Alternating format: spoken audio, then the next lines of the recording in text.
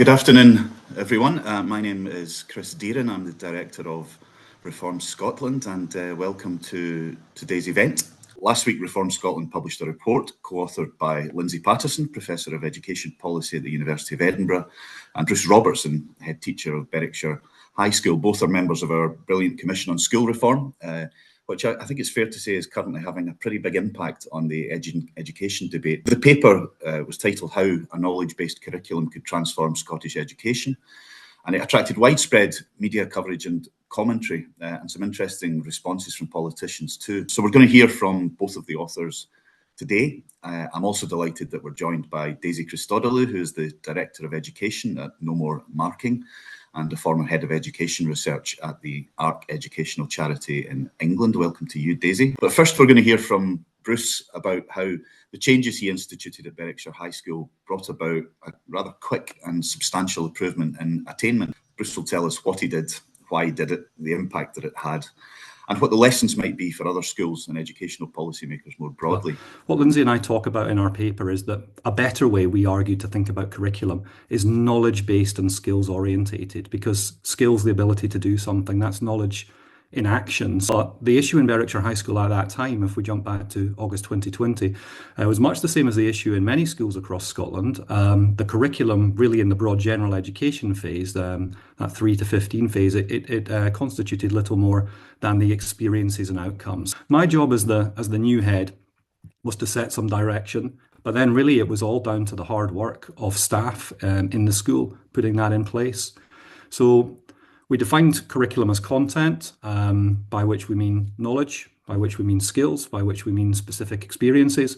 We framed it as 3 different levels: the macro curriculum, that's the subjects, the time that we give to subjects, the purpose of subjects; the meso curriculum, that's the topics and the subtopics that we teach within subjects; and then the micro curriculum, which is some of the specific detail. We mapped out what it was that we were trying to teach in the meso and the micro curriculum in programs of teaching and learning, and really do want to give full credit to the staff in the school. It was them that put in all of the hard work, but what they ended up producing was something that was really, really clear.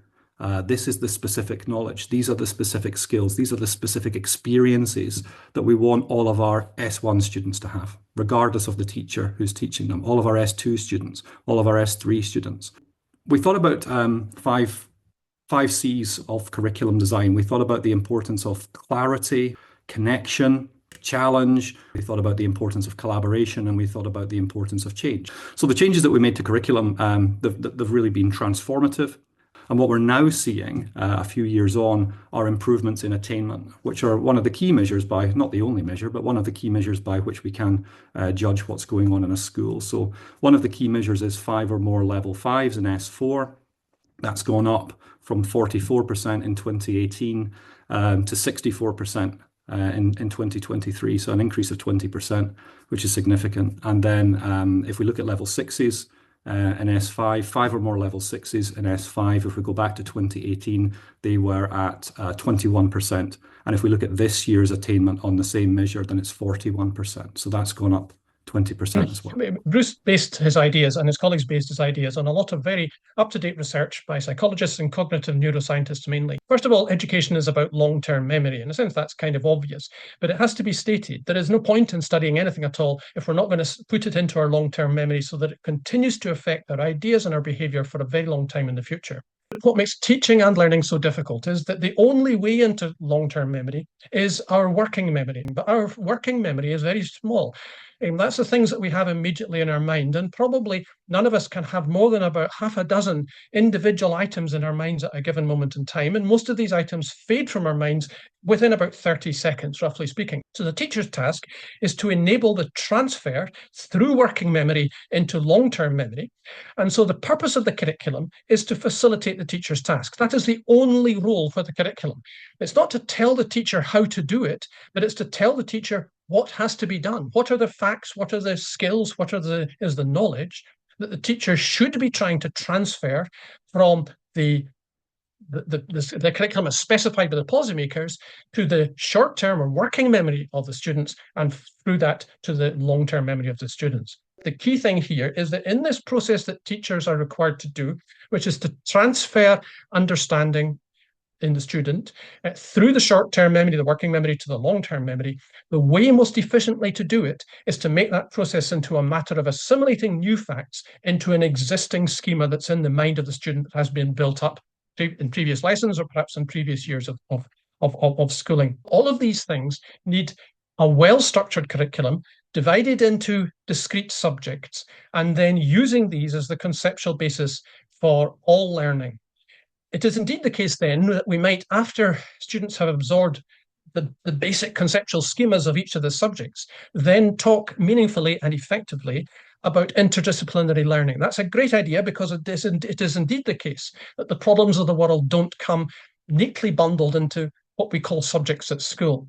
That's very important, but we cannot get to that point unless we have already learnt the basic conceptual schemas of each of the individual contributing subjects. That's why subjects are so important in that young phase of humans' lives, from roughly age 3 to age 18. At the end of that, we can begin to think about making links between subjects. But unless we have that basis of knowledge and long-term memory structured into schemas, then we will never be able to do anything imaginative after that.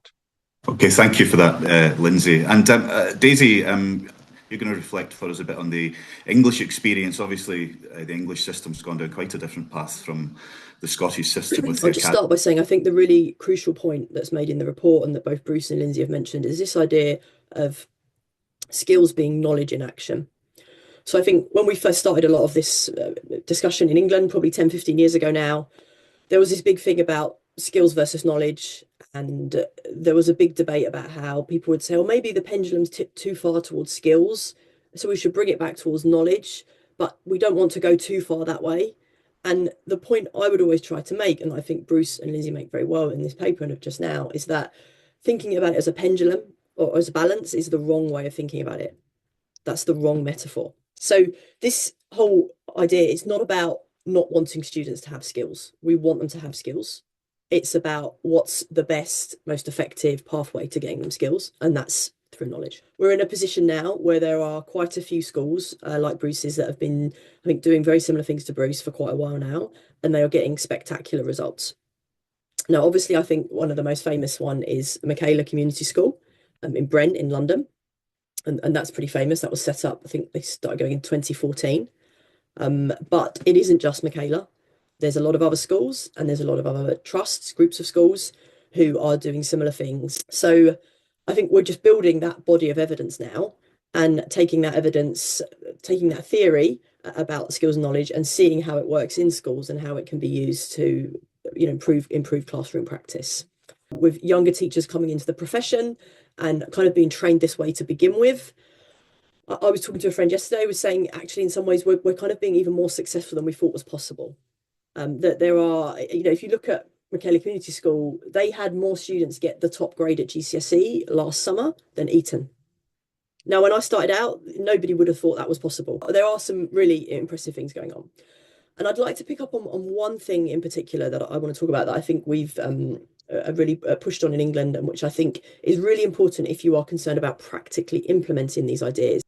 And one of the things I've found so striking is that all around the world, the way that a skills-based curriculum, which is very light on knowledge, the way it manifests itself is through classroom assessment that involves trying to mark students or grade them against very vague generic statements. And Bruce gave a couple of examples of those. And I can give you examples of them, as I say, from jurisdictions from around the world. I've seen lots of these statements in the curriculum for excellence. And the problem with that assessment method, and it's a problem that has such far-reaching practical implications, is that it makes it so much harder to teach the actual knowledge that is required to acquire those skills. And so I would say, if there's one thing I've seen in England and globally that you have to address in order to make this knowledge-based curriculum work in practice, it's that kind of misunderstanding about classroom assessment. And I think Bruce has addressed that really well. And I would say in all the schools I see that are succeeding, that's like a key thing that they have in common.